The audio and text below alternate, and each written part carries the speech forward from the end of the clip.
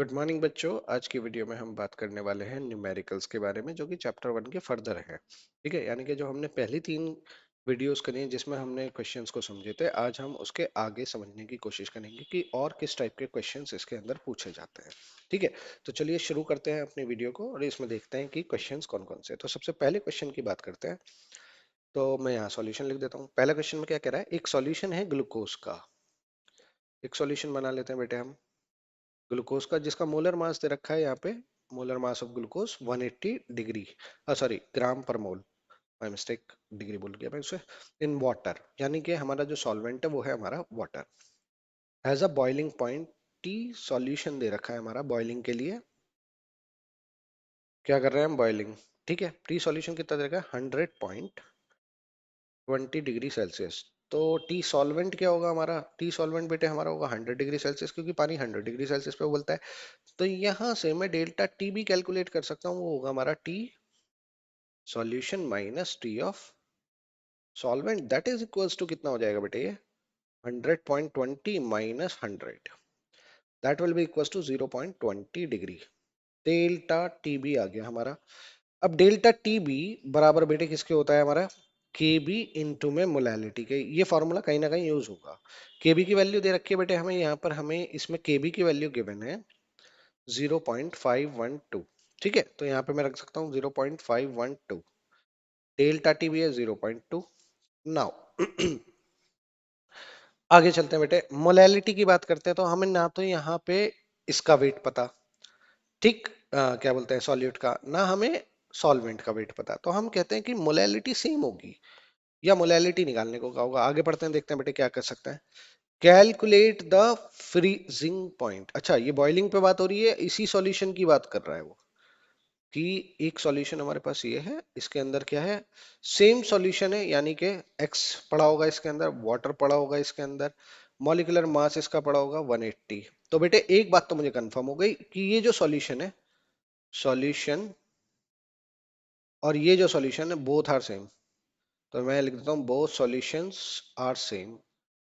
तो इनकी molality same होगी, यानी कि इसकी मोलैलिटी, यानी कि the molality of this solution यानी x will be equals to इसके। तो इसकी मोलैलिटी क्या होगी, इसकी भी x होगी।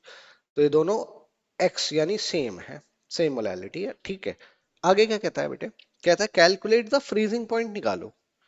टी ऑफ सॉल्यूशन निकालो, टी ऑफ सॉल्वेंट मुझे पता होगा, टी ऑफ सॉल्वेंट पानी का कितना होता है, फ्रीज 273 केल्विन पे फ्रीज हो जाता है बेटे। तो यहां पे एक बात ध्यान में दो बेटे, ये फ्रीजिंग के ऊपर बात चल रही है और यहां बात चल रही है बॉइलिंग के ऊपर। तो ये दो केस हो गए बेटे, सॉल्यूशन सेम है इसलिए मोलैलिटी सेम आ गई।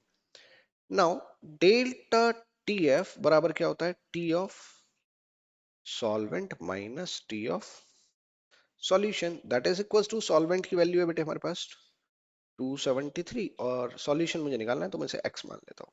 x नहीं मानते क्योंकि x 2 बार हो जाएगा, इसको हम z मान लेते हैं, हमें z निकालना है। नाउ डेल्टा टी एफ तो बराबर होता है के एफ इंटू में मोलैलिटी के। नाउ बेटे देखो, यहाँ पे अगर मैं डेल्टा टी एफ निकालूं तो वो आ रहा है मेरा 273 माइनस जेड, और के एफ की वैल्यू हमें यहाँ पे गिवन है 1.86। मोलैलिटी सेम रहेगी, तो अगर मैं यहाँ से मोलैलिटी निकालूं तो बेटे यहाँ से मोलैलिटी आती है मेरी 0.2 डिवाइडेड बाय 0.512। ठीक, जबकि यहां से मोलैलिटी अगर मैं कैलकुलेट करता हूं तो आती है 273 माइनस जेड अपॉन में 1.86। तो इन दोनों मोलैलिटीज को सेम रखा जा सकता है। ठीक है, तो मैं यहाँ पे इसको रख देता हूँ 0.2 divided by 0.2 divided by 0.512, that is equals to 273 minus Z divided by ये कितना 1.86। तो सबसे पहले हम 273 निकालते हैं, 273 minus Z is equals to 1.86, 0.2 divide by 0.512। और अगर हम इसे सॉल्व करते हैं तो बेटे मैंने इसे सॉल्व कर देता हूँ, 1.86 मल्टीप्लाइड बाय 0.2 डिवाइडेड बाय 0.512, ये आता है बेटे आपका 0.726, 273 माइनस जेड। तो अगर मैं z निकालूं तो बेटे ये इधर जाएगा और ये वैल्यू इधर आ जाएगी, 273 में से माइनस हो जाएगी 0.726। इसको माइनस कर देते हैं इसको माइनस करते हैं बेटे 273 में से, तो ये आंसर आ जाता है बेटे हमारे पास Z यानी T ऑफ फ्रीजिंग पॉइंट आ रहा है हमारा 272.27 केल्विन। खत्म बेटे क्वेश्चन। तो आपको समझ में आ गया होगा कि इस क्वेश्चन में क्या पूछा था और हमने उसको कैसे सॉल्व किया। नाउ दूसरे क्वेश्चन की तरफ चलते हैं, दूसरा क्वेश्चन जानने की कोशिश करते हैं क्या कहता है। तो देखिए बेटे ये क्या कह रहा है, सॉल्यूशन लिख लेते हैं। Gas A is more soluble in water then gas B. Okay, यानी कि हमारे पास पानी है और इसके ऊपर हमारे पास एक गैस है जिसे हमने कहा गैस ए। ऐसे ही मेरे पास एक दूसरा सॉल्यूशन है और बेटे उसके पर भी हमारे पास एक गैस है जिसे हमने कहा गैस बी। कहा गया है कि गैस ए जो है ना मोर सॉल्युबल है, यानी कि वो उसके पार्टिकल्स जो है या मॉलिक्यूल्स जो है वो पानी के अंदर ज्यादा सॉल्युबल हो रहे हैं। ठीक है, इसके कम हो रहे हैं, इसके लिए मैं इसके यहाँ पे दो बना देता हूँ। ठीक है, which one of the two gas will have higher value of KH? Okay, तो देखो बेटे according to Henry's law, according to Henry law, Henry ने क्या कहा था, हेनरी ने कहा था कि प्रेशर जो होगा ना वो सॉल्युबिलिटी के डायरेक्टली प्रोपोर्शनल होता है। ठीक है, ये है आपकी सॉल्युबिलिटी। ओके, तो अगर मैं सॉल्युबिलिटी कैलकुलेट करूं तो मुझे पता चलता है कि वो होता है P बाय के एच। ठीक, अब सॉल्युबिलिटी जिसकी ज्यादा होगी तो मुझे ये पता चल गया सॉल्युबिलिटी इनवर्सली प्रोपोर्शनल है के एच के। नाउ जिसकी के एच की वैल्यू ज्यादा होगी उसकी सॉल्युबिलिटी कम होगी। अब मुझे क्या पता है कि according to question gas B is less soluble, so its kh value will be high। खत्म क्वेश्चन। तो आप इसमें लिख दोगे, यही स्टेटमेंट उठा करके यहां डाल दो, since gas B is less soluble in water then the KH value of gas B is high। खत्म बेटे क्वेश्चन। क्लियर, क्वेश्चन समझ में आ गया होगा बेटे, बहुत आसान क्वेश्चन था, बस पूछा गया था। नेक्स्ट कह रहा है इस क्वेश्चन के अंदर, in non ideal solution what type of deviation shows the formation of maximum boiling azeotrope? तो बेटे मैक्सिमम बॉइलिंग एजियोट्रॉप के बारे में थोड़ा सा आप जान लो। एजियोट्रॉप, पहली बात तो एजियोट्रॉप ऐसे सॉल्यूशन होते हैं जिसमें सॉल्यूट और सॉल्वेंट दोनों का बॉइलिंग पॉइंट सेम होता है। ठीक है, और वो कह रहा है मैक्सिमम बॉइलिंग निकालना है। तो बेटे ध्यान दीजिए मैक्सिमम बॉइलिंग कहाँ आती है। तो अगर आपको रोल्स लॉ का आइडियल और नॉन आइडियल के ग्राफ याद हो, तो अगर मैं यहाँ पे आइडियल और नॉन आइडियल के ग्राफ को ड्रॉ कर दूं तो बेटे वो कुछ इस तरह से आता है। ठीक है, जो मैं बनाने की कोशिश कर रहा हूँ। ठीक है, तो अगर हम यहाँ पे देखते हैं तो मैं कहता हूँ कि नॉन आइडियल सॉल्यूशन में नेगेटिव डेविएशन जो होती है, ये ग्राफ से नहीं आया, इसको दोबारा बनाते हैं कुछ इस तरह से, कुछ इस तरह से और कुछ इस तरह से। ठीक है, तो बेटे अगर आप यहाँ देखोगे तो आई थिंक सो कि ये सबसे लोअर पॉइंट है, राइट। हाँ, तो ये वेपर प्रेशर का सबसे लोअर पॉइंट दिख रहा है मुझे। मैं इसको दे देता हूँ, तो मैं यहाँ पे लिख देता हूँ ये पॉइंट क्या रिप्रेजेंट कर रहा है, lowest vapour pressure. Lowest vapour pressure का मतलब हो गया highest boiling point. Highest boiling point हो गया। तो हमसे क्या कहा गया था, हमसे कहा गया था what type of deviation shown the formation of maximum boiling azeotrope. तो बेटे देखिएगा मैक्सिमम बॉइलिंग एजियोट्रॉप हम लिख देंगे azeotrope shown by solution which show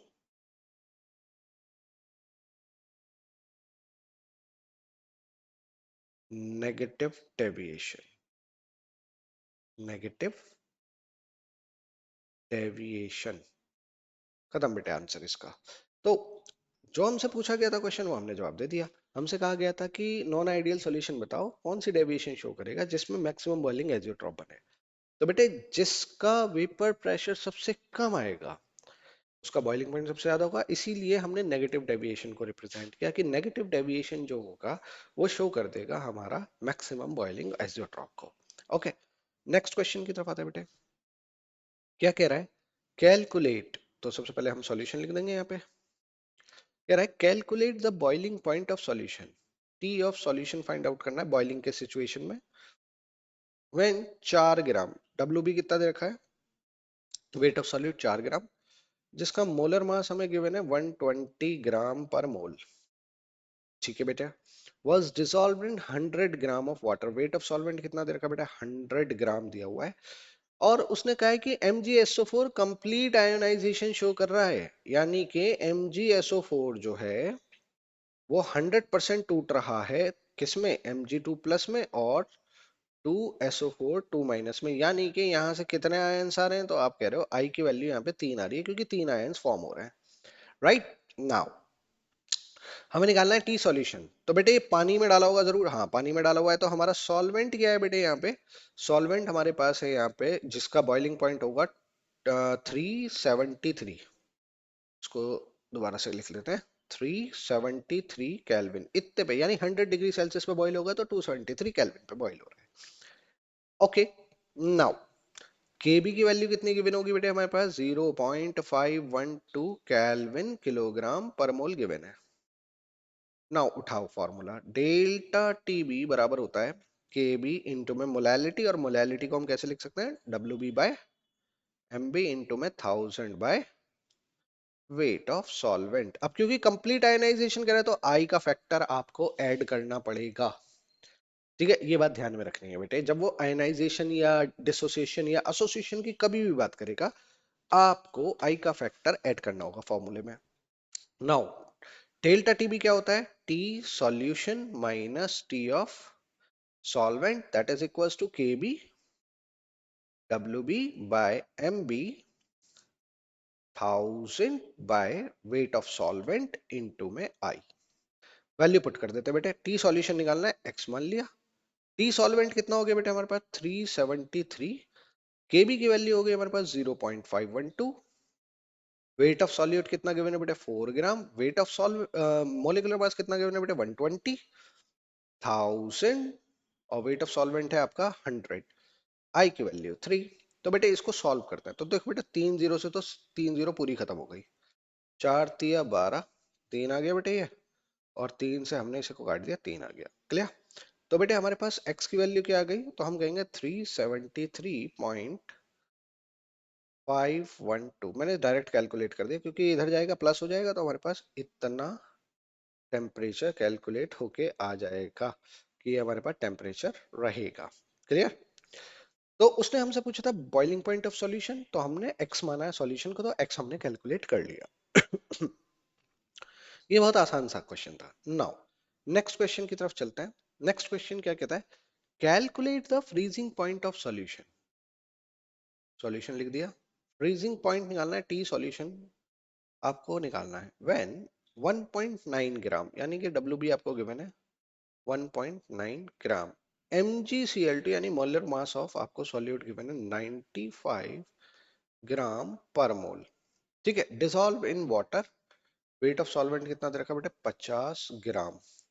ठीक है, अज्यूम कंप्लीट आयोनाइजेशन कर रहा है, यानी कि MgCl2 अगर आयोनाइज हो रहा होगा तो किस में हो रहा होगा, Mg2 प्लस 2Cl माइनस। तो I की वैल्यू आ गई बेटे यहाँ पे भी फर्दर 3 आ गई क्योंकि एक Mg बन रहा है और 2 क्लोरीन बन रहा है। KF की वैल्यू गिवन है बेटे हमें, तो KF में लिख देता हूं यहाँ पे 1.86। ठीक है, और T ऑफ सॉल्वेंट, क्योंकि पानी है हमारा यहाँ पर, तो T सॉल्वेंट कितना होगा 273 केल्विन, क्योंकि वो फ्रीज कितने पे होगा 0 डिग्री, और उसे केल्विन में कन्वर्ट करेंगे तो वो बन जाएगा 273 केल्विन। नाउ डेल्टा TF बराबर किसके होगा, KF इनटू में मोलैलिटी इनटू में आई। नाउ वैल्यू पुट कर दो बेटे। T of delta T F को कैसे लिख सकते हैं हम? T of solvent minus T of solution that is equals to K F. Molality को ओपन कर लेते हैं बेटे, डब्ल्यू बी यानी मोलर मास और given weight of solute 1000 weight of solvent into में I. Now put that value. Solution को solvent हमारे पास है 273, solution को हमने माना x, kf की वैल्यू 1.86 into में 1.9 divided by 95 into में 1000 अपॉन में 50। तो देखो बेटे, एक पॉइंट हटाऊंगा, यहां से जीरो आ जाएगी। 19 5 95, ओके 5 आ गया। दो जीरो से बेटे इसे काट दो, दो जीरो कट गए, 5 तो नहीं 10, 2 आ गया, तो ये आ जाएगा 1.86 इंटू में 2 divided by 5 plus x is equal to 273। x को इधर ले आया बेटे मैं, अब इसे इधर ले जाओ। 273 माइनस 1.86 इंटू में 2 divided by 5 tick is equals to x। तो अगर मैं इसे सॉल्व करता हूं बेटे, तो ये कितना आएगा मेरा? 1.86 मल्टीप्लाइड बाई 2 डिवाइडेड बाई 5, ठीक है। और इसमें से अगर हम माइनस कर देते हैं 273, तो ये आता है बेटे एक्चुअली में कैलकुलेट होकर, एक्स की वैल्यू पूरी कैलकुलेट कर देता हूँ, 272.25 केल्विन। ये हमारा क्या आ गया? T of solution, temperature solution का जब वो फ्रीज हो रहा है। नाउ नेक्स्ट क्वेश्चन की तरफ चलते हैं बेटे। क्या कहता है नेक्स्ट क्वेश्चन? ओके, ठीक है। क्या कह रहा है? When 2.56 gram of sulfur was dissolved, weight of solute given है हमें 2.56 ग्राम, ठीक है, ऑफ सल्फर। सल्फर का मॉलिक्यूलर वेट हमें पता नहीं है अभी, ठीक। Dissolve in 100 gram of CS2, यानी वेट ऑफ सॉल्वेंट दे रखा है 100 gram. The freezing point lowered by, यानी कि डेल्टा टीएफ की वैल्यू गिवन है बेटे 0.383 kelvin. Calculate the formula sulphur का, ओके। केएफ गिवन है बेटे कितना? 3.83। तो सबसे पहले हम डेल्टा टीएफ वाला फॉर्मूला रखेंगे, के एफ इंटू में मोलैलिटी। मोलैलिटी क्या होती है बेटे? W B by M B into 1000 by W A. Now बेटे, डेल्टा टीएफ की वैल्यू हमें पता है 0.383, के एफ की भी पता है 3.83, डब्ल्यू बी यानी कि 2.56, ये हो जाएगा हमारा एक्स, यहाँ पे आ गया 1000 बाय 100। तो बेटे अगर मैं इसे काट दूं तो यहाँ 10 बचेगा, 10 से इसकी मल्टीप्लाई कर देंगे। अच्छा बेटे, x की वैल्यू निकालता हूं मैं, 3.83 इंटू में 2.56 इंटू में 10 डिवाइडेड बाय 3.83 इंटू में 10 रेज टू द माइनस 1। तो बेटे ये पूरा का पूरा कैंसिल आउट, ये पावर ऊपर जाएगी, 100 बनेगा। x की वैल्यू आ गई 256, यानी कि मोलर मास ऑफ सॉल्यूट मेरा आ रहा है 256, यानी सल्फर का मोलर मास कितना आ गया बेटे? 256। बट वी नो दैट, हम क्या जानते हैं? हम जानते हैं कि we know that sulphur x is equals to 256 है हमारा। तो बेटे ध्यान से सुनिएगा, सल्फर के एक एलिमेंट का वेट है 32, x से मल्टीप्लाई कर रहा हूँ 256, तो x की वैल्यू कैलकुलेट कर लो यहां से, तो 256 बाय 32 अप्रोक्सीमेटली 8 का आंसर। तो फॉर्मूला क्या बन जाएगा हमारा बेटे? S8, ये हमारा फॉर्मूला बन के आ जाएगा। खत्म क्वेश्चन। तो बेटे ये भी बोर्ड में आया हुआ क्वेश्चन है, जो बोर्ड में सीबीएसई ने पूछा था, हो सकता है मिड टर्म में अभी आपके पास आ जाए, ठीक है। चलो नेक्स्ट क्वेश्चन की तरफ चलते हैं। नेक्स्ट क्वेश्चन जानते हैं क्या कह रहा है, सॉल्यूशन लिख लेते हैं। कह रहा है ब्लड सेल आर आइसोटोनिक। इसका मतलब ये है कि बेटे अगर मेरे पास एक बाउल हो, लेट सपोज ये बाउल है, इसके अंदर मैंने एक सॉल्यूशन को फिल अप कर रखा है, तो सॉल्यूशन भरते हैं बेटे। एक सॉल्यूशन ले लेते हैं ये, ये मैंने इसमें सॉल्यूशन फिल कर दिया। ठीक है, यहाँ पे हमने सॉल्यूशन को फिल किया है और मैंने कहा है कि इस सॉल्यूशन के अंदर ना एक आरबीसी पड़ी हुई है। ये आरबीसी है बेटे, ध्यान से सुनना। ठीक है, ये आरबीसी है, दिस इज कॉल्ड आरबीसी।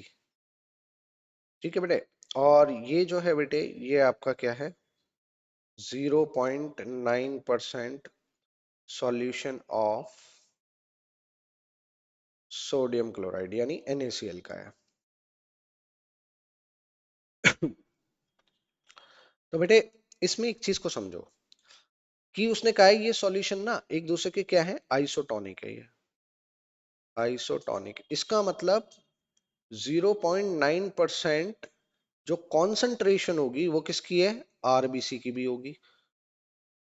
ये आरबीसी की भी कंसंट्रेशन बन जाएगी बेटे। ठीक है, क्योंकि दोनों की कंसंट्रेशन बराबर है तभी वो आइसोटोनिक है। अब उसने पहली सिचुएशन में पूछा है कि अगर मैं 1.2 सोडियम क्लोराइड के सॉल्यूशन में डाल दूं आरबीसी को, तो बेटे मैं यहाँ डायग्राम से समझाने की कोशिश करता हूं, समझिए इसको। ये हमारा बाउल है, ठीक है, इसके अंदर हम क्या करते हैं,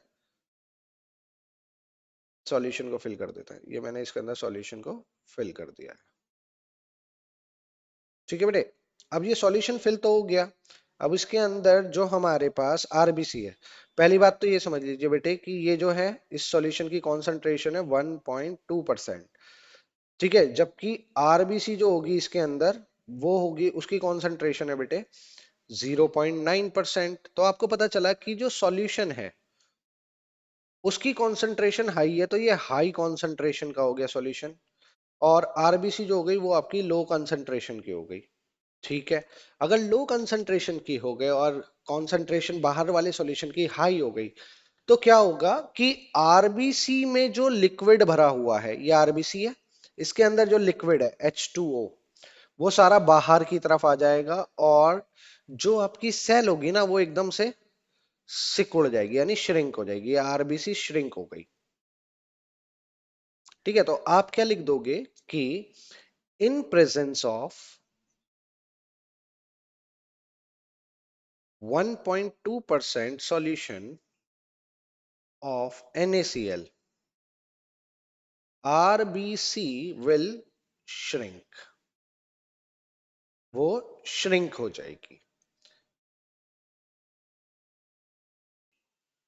ना दूसरे अगर कंडीशन की बात करें तो दूसरी कंडीशन में क्या कह रहा है कि अगर हम आरबीसी को 0.4% सोडियम क्लोराइड, दूसरी सिचुएशन ले लेते हैं। दूसरी सिचुएशन में कहा गया है कि अगर हमारे पास एक बीकर हो, मतलब बाउल हो, इसके अंदर अगर मैं सॉल्यूशन को फिलअप कर दूं, जैसे कि मैं यहाँ फिलअप कर रहा हूं, ये हमने सॉल्यूशन को फिलअप कर दिया।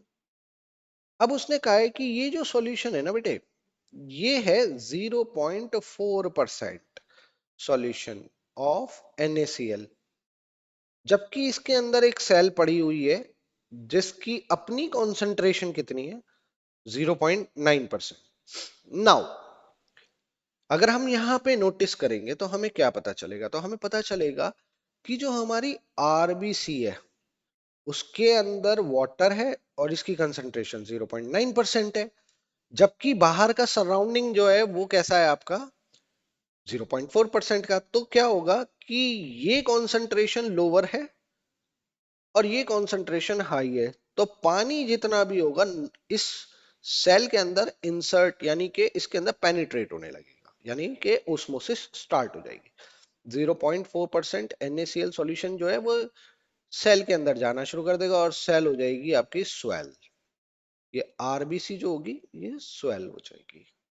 तो आप क्या लिखोगे इसके अंदर कि इन 0.4% solution of NaCl the RBC cell will swell up। Okay, तो ये था इस क्वेश्चन का आंसर। नाउ आगे चलते हैं बेटे, दूसरा क्वेश्चन देखते हैं। दूसरा क्वेश्चन क्या कहता है, next question, on mixing liquid X and liquid Y। मेरे पास एक लिक्विड X है और एक लिक्विड Y है। जब इन दोनों को मिक्स किया जाता है तो वॉल्यूम मिक्सिंग का जो होता है वो कम आ जाता है, यानी डिक्रीज कर गया।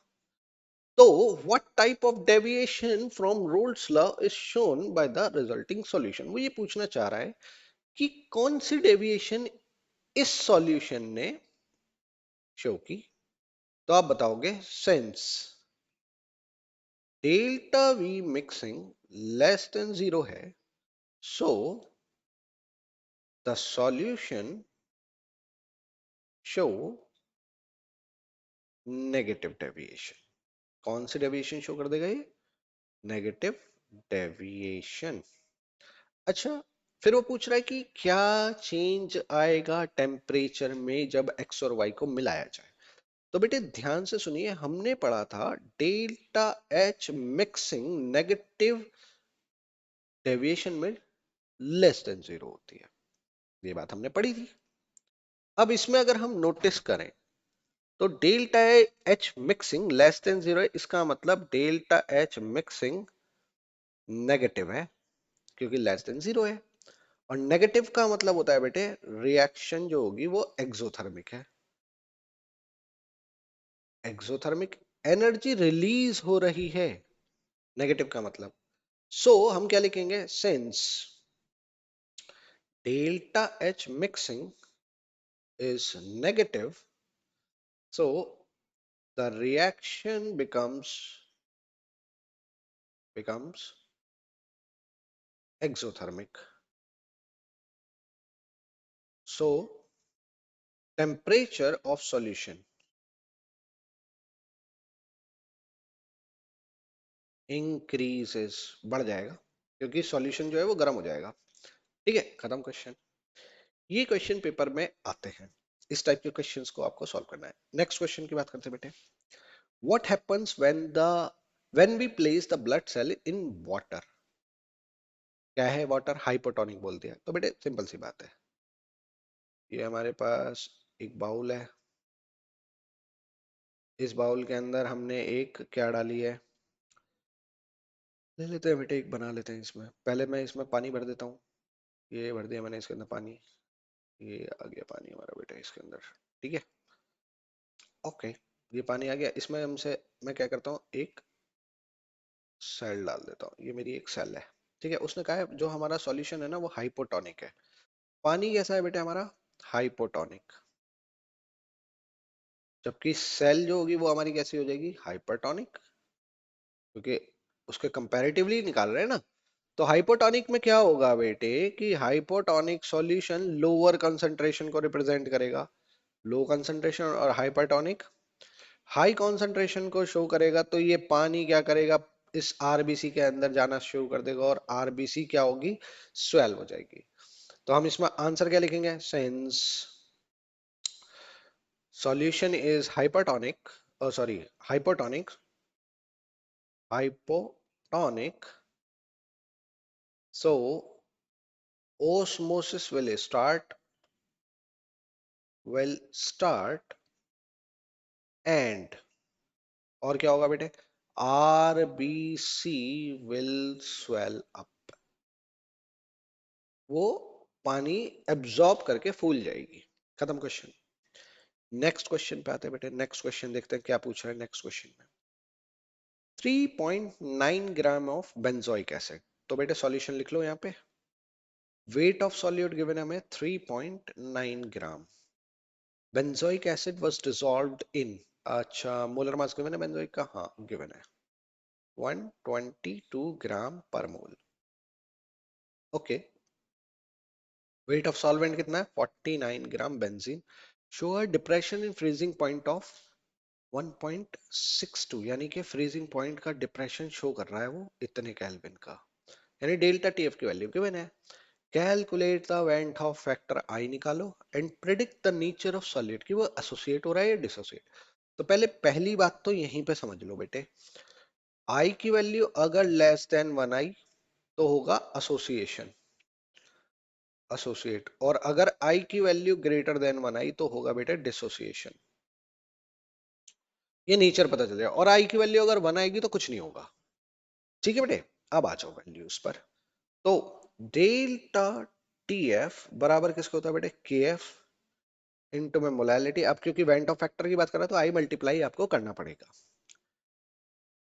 डेल्टा टीएफ की वैल्यू दे रखी है बेटे 1.62, केएफ की वैल्यू बेटे हमें दे रखी है 4.9 जो हमें गिवन है, और मोलैलिटी अगर मैं रखूं तो 3.9 divided by 122 into 1000 by 49 into में आई।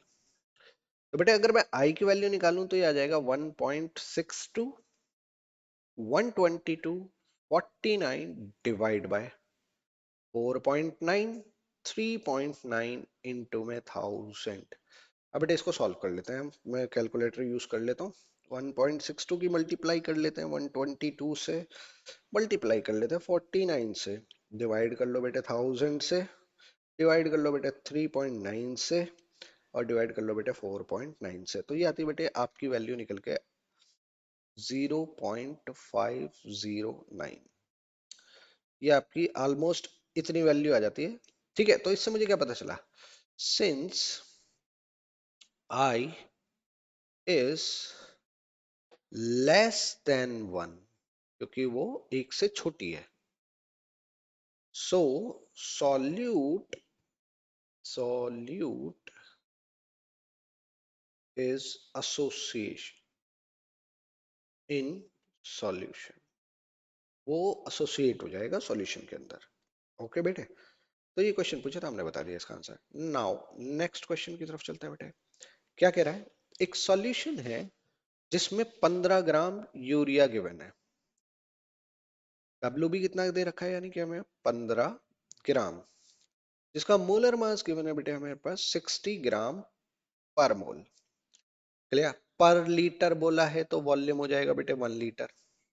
Has the same osmotic pressure of a solution of glucose.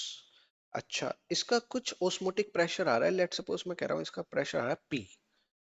ठीक है, उसने कहा सेम प्रेशर आ रहा है जब हम ग्लूकोज को यूज कर रहे हैं। तो बेटे यहाँ पे दो सिचुएशन आ गई, तो मैं यहाँ पे एक पार्टीशन कर रहा हूँ ताकि हमें पता रहे। ठीक है बेटे, आ जाओ।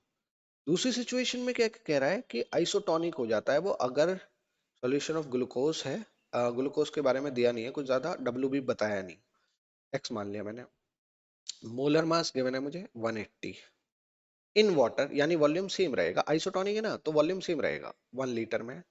तो पूछा calculate the glucose present in 1 litre of its solution. ठीक है, अब देखो बेटे ध्यान से सुनना, आइसोटोनिक का मतलब इसका ऑस्मोटिक प्रेशर भी बराबर होगा, और ऑस्मोटिक प्रेशर का फॉर्मूला क्या होता है बेटे, ऑस्मोटिक प्रेशर का होता है N by V R T, यहाँ पे भी यही होगा N by V R T.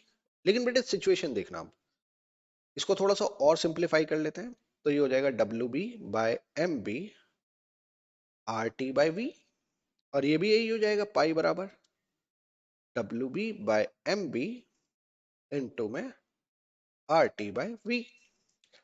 अब क्योंकि दोनों का प्रेशर सेम है तो मैं इन दोनों प्रेशर्स को इक्वल कर सकता हूं। अब अगर मैं इक्वल करूंगा तो बेटे क्या होगा मेरा, तो बेटे यहां देखो W B by M B into में R T by V is equals to, इसके हो जाएगा W B by M B R T by V. तो बेटे यहाँ देखोगे तो ये आर टी बाई वी से आर टी बाई वी पूरा कैंसिल हो जाएगा। तो यहाँ वेट कितना गिवन है बेटे 15, मॉलिक्यूलर वेट कितना गिवन है 60 is equals to x upon में 180। तो बेटे आप देखोगे जीरो से जीरो कैंसिल, 6 तिया 18, 15 तिया 45, x बराबर कितना आ गया 45 ग्राम। खत्म क्वेश्चन। हमसे पूछा था मॉलिक्यूलर मास निकालो, हमने निकाल के दिखा दिया। उसने सिचुएशन हमें दे रखी थी कि दोनों का ऑस्मोटिक प्रेशर इक्वल है, जब इक्वल होगा तो इक्वल की तरह रख करके हम इसे कैलकुलेट कर सकते हैं, निकाल लिया हमने। नेक्स्ट क्वेश्चन देखो बेटे क्या कह रहा है, अ सॉल्यूशन ऑफ ग्लूकोज। बहुत बढ़िया, मोलर मास दे रखा है बेटे, सबसे पहले तो ग्लूकोज का मोलर मास ही लिख दो, 180 दे रखा है हमें ग्राम पर मोल। ठीक है, in water, okay aqueous solution है, यानी कि is labelled as 10% by mass. बेटे 10% बाय मास का मतलब 10 gram glucose in 100 gram solution. Simple सी बात है बेटे, ध्यान रखना इसका। तो बेटे वेट ऑफ सॉल्यूट मुझे पता चल गया 10 ग्राम है मेरे पास। तो वेट ऑफ सॉल्यूशन कितना हो जाएगा बेटे, तो वो मैं कहूंगा कि 100 ग्राम हो गया। बहुत बढ़िया। अब आगे चलो, डेंसिटी ऑफ सॉल्यूशन दे रखी है। डेंसिटी ऑफ सॉल्यूशन कितनी गिवन है बेटे, 1.2 ग्राम पर एमएल। नाउ कह रहा है मोलैलिटी और मोलैरिटी कैलकुलेट करो। ठीक है, कर देते हैं, आ जाओ। तो सबसे पहले हम एक पार्टीशन कर लेते हैं इसमें, सिंपल सा। इसको इधर कर लेते हैं थोड़ा सा, ठीक है, मिड में। और ये हम पार्टीशन करेंगे, अब कर चुके। तो सबसे पहले हम यहाँ निकालेंगे मोलैरिटी। तो बेटे मोलैरिटी को समझ लो। मोलैरिटी कंसंट्रेशन होती है, मोलैरिटी का फॉर्मूला होता है WB बाय MB इनटू में 1000 by volume of solution in ml। अब बेटे मुझे वॉल्यूम नहीं पता है यहाँ पे सॉल्यूशन का, लेकिन एक बात बताओ, मुझे डेंसिटी और सॉल्यूशन का वेट पता है ना, तो मैं यहाँ से निकाल लूंगा। तो बेटे एक बात बताओ, डेंसिटी का फॉर्मूला क्या होता है, मास बाय वॉल्यूम। अब बेटे अगर मैं वॉल्यूम निकालूं तो वॉल्यूम बराबर क्या होगा, मास बाय डेंसिटी। टी। रख दो बेटे, मास कितना आ गया 100, डेंसिटी कितनी है 1.2, वॉल्यूम आ गया मेरा ml में। ml में आएगा बेटे, ये उठा करके यहाँ पुट कर दो बेटे। आ जाओ। मोलैरिटी कितनी, WB कितना है 10, मॉलिक्यूलर मास कितना है 180,000 बाय 100, और 1.2 रखेंगे तो 1.2 ऊपर चला जाएगा 1.2। तो बेटे देखो, जीरो से जीरो खत्म, ये जीरो से ये जीरो खत्म। तो 1.2 इन 2 में 10 अपॉन में 18, यानी 12/18 इज इक्वल टू 2/3। अब इसको करेंगे 0.66 मोलर आ जाएगा अप्रॉक्स। ये आ गई मोलैरिटी, खत्म। इतनी बात तो आपको पता चल गई मोलैरिटी कैलकुलेट कैसे करनी थी, मैंने मोलैरिटी कैलकुलेट करके आपको दिखा दी। नाउ मोलैलिटी की बात करते हैं अब। मोलैलिटी होती है बेटे स्मॉल m से रिप्रेजेंट, और मोलैलिटी का फॉर्मूला होता है WB by MB into 1000 by weight of solvent in gram. अब बेटे देखो, वेट ऑफ सॉल्वेंट निकालने का एक तरीका, सबसे बढ़िया, सॉल्यूशन में से माइनस कर दो वेट ऑफ सॉल्यूट। अब बेटे सॉल्यूशन वेट अपने 100 ग्राम माना है, और सॉल्यूट का वेट आपने निकाला है 10, तो 90 ग्राम आ गया। पुट कर दो बेटे यहाँ पे value, 10 divide by 180, 1000 divided by 90। इसको सॉल्व कर लेते हैं बेटे, तो हम देखेंगे कि एक जीरो से एक जीरो गई, एक जीरो से एक जीरो गई। तो अगर मैं इसे डिवाइड कर दूं, पहले हम इसे डिवाइड कर देते हैं 18 से, सॉरी 100 डिवाइडेड बाय 18, और फिर डिवाइड कर देते हैं बेटे इसको 9 से। 0.6 आ गया, तो मोलैलिटी आ गई हमारी पे 0.617 मोल पर किलोग्राम, ये इसकी यूनिट हो गई। खत्म क्वेश्चन। ठीक है बेटे, तो हमसे जो पूछा गया था हमने वो निकाल के दिखा दिया। इस टाइप से आपको क्वेश्चन को सॉल्व करना है। नाउ नेक्स्ट क्वेश्चन पे आते हैं बेटे। नेक्स्ट क्वेश्चन क्या कह रहा है, 1 gram of a non electrolyte solute, यानी वेट ऑफ सॉल्यूट गिवन है हमें 1 ग्राम, डिसॉल्व इन बेंजीन, और 50 ग्राम बेंजीन में दिया हुआ है। तो बेंजीन लोअर हो रहा है फ्रीजिंग पॉइंट बाय 0.4, तो ये आ गया हमारे पास 0.4 केल्विन। तो find out the molar mass of solute, तो वो कितना हो जाएगा हमारे पास x। तो kf की वैल्यू कितनी होगी 5.12 किलोग्राम केल्विन पर मोल, या केल्विन किलोग्राम पर मोल। नाउ अगर हम यहाँ देखें तो kf की वैल्यू हमारे पास ये आ चुकी है, ठीक है। तो हमें निकालना क्या है, find the molar mass of solute पूछा गया, यानी कि आपको निकालना है molar mass of solute. Now molar mass of solute कैसे निकाला जाएगा, वो हमने यहाँ पे x मान ही रखा है।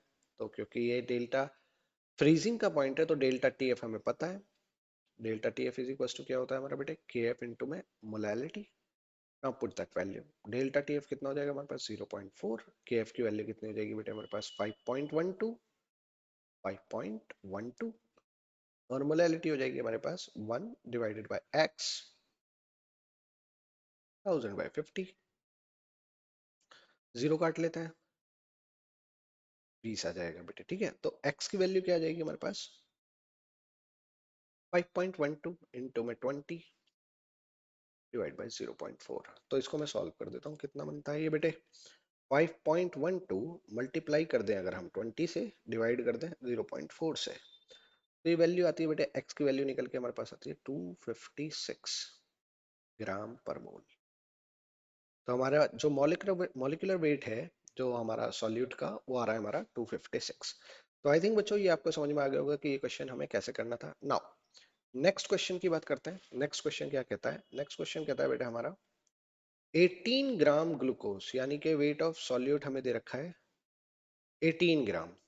ठीक है, किसका है ये हमारे पास? ग्लूकोज का। तो मॉलिक्यूलर वेट हमें ग्लूकोज का पता है 180 दे रखा है यहाँ पे gram per mole. Is dissolve in 1 kilogram of water, यानी कि वेट ऑफ सॉल्वेंट कितना दिया हुआ है हमें? 1 kilogram in a saucepan. At what temperature will the solution boil, यानी कि टी सॉल्यूशन पूछा गया है आपसे बॉइलिंग के लिए, कितने पे होगा? अगर पानी था तो सॉल्वेंट हमारे पास 373 केल्विन पे रहेगा, क्योंकि 100 डिग्री सेल्सियस पे पानी बॉईल हो जाता है। Now delta T B is equal to होगा हमारा के बी इंटू मोलैलिटी। टीबी को रख दो बेटे, solution minus T of solvent is equals to K B, और मोलैलिटी बेटे हम यहाँ पे रखेंगे तो W B by M B into 1000 by W ए।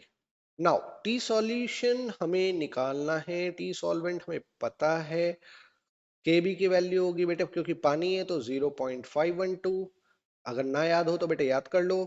ठीक है, 18 ग्राम सॉल्यूट, 180 उसका मॉलिक्यूलर वेट हो गया, 1000 बाय, क्योंकि 1 किलो पानी है तो 1000 ही रख दिया मैंने यहाँ पे, 1000 1000, तो 1000 से 1000 खत्म, 18 10 आ गया बेटे नीचे, तो ये बन जाएगा हमारे पास 0.0512, और ये इधर आएगा बेटे तो 373 एक्स, तो एक्स की वैल्यू आ जाएगी बेटे 373.0512 केल्विन। खत्म बेटे क्वेश्चन। यहां तक हमारे क्वेश्चंस हमें समझ में आते हैं कि कैसे किस टाइप के पूछे गए। नेक्स्ट क्वेश्चन की बात करते हैं बेटे।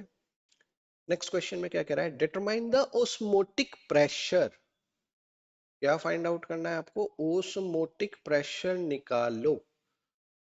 अगर डिसॉल्व करके बनाया गया है क्या? सॉल्यूट का वेट दे रखा है बेटे 2.5 into 10 raise to the power -2 gram K2SO4, जिसका मॉलिक्यूलर वेट हमें गिवन है 174 ग्राम पर मोल। ये गिवन है बेटे। वॉल्यूम कितना दे रखा है? 2 लीटर। टेम्परेचर कितना दे रखा है बेटे? 25 degree Celsius, that will be equals to 298 kelvin, जिसमें आर की वैल्यू होगी हमारी 0.0821 लीटर एटमॉस्फेयर पर केल्विन पर। नाउ बेटे अब आ जाओ, पाई कैलकुलेट करना है हमें। ठीक, और उसने कहा है कंप्लीटली डिसोसिएट हुआ है, तो कंप्लीटली डिसोसिएट अभी देखते हैं बेटे। तो हम यहाँ पे रखेंगे W B by M B into में R T by V into में आई। अब ये आई का फैक्टर आपको इस फॉर्मूले से निकालना है। K2SO4 है, अगर हम इसे डालेंगे तो ये क्या हो जाएगा? 2K plus SO4 2 minus. Now अगर हम यहाँ पे आई की वैल्यू को कैलकुलेट करें तो हमें पता चलेगा आई बराबर यहाँ आएगा 3, क्योंकि यहाँ कितने आयंस बन रहे हैं?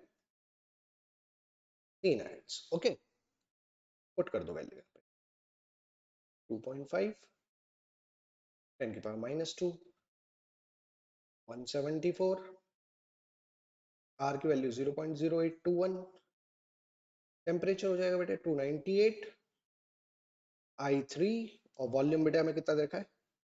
2 लीटर। अब लीटर को हटा सकते हैं हम। तो अगर हम इसे सॉल्व करते हैं तो बेटे ये हमें वैल्यू देगा 2.5 298 3 divided by 174 divided by 2, ये आती है बेटे हमारे पास 0.527 into 10 raise to the power -2। That will be 0.00527 atm। ये हमारे पाई की वैल्यू कैलकुलेट होके मिल जाती है हमें। ओके, सो इस टाइप के क्वेश्चंस पेपर में आते हैं और ये आपके वो क्वेश्चंस हैं जो बोर्ड एग्जाम्स में आए हैं। तो इन्हीं टाइप के क्वेश्चंस आता है बेटे। ये हमारा आज फर्स्ट चैप्टर के सारे न्यूमेरिकल्स पूरे हो गए। तो होपफुली आपको ये समझ में आ गए होंगे कि इन क्वेश्चंस को कैसे अटेम्प्ट करना है। अगर कोई डाउट आता है तो बेटे कमेंट में आप पूछ सकते हो। ठीक है, तो आज की वीडियो के लिए इतने बेटे। Tata bye bye.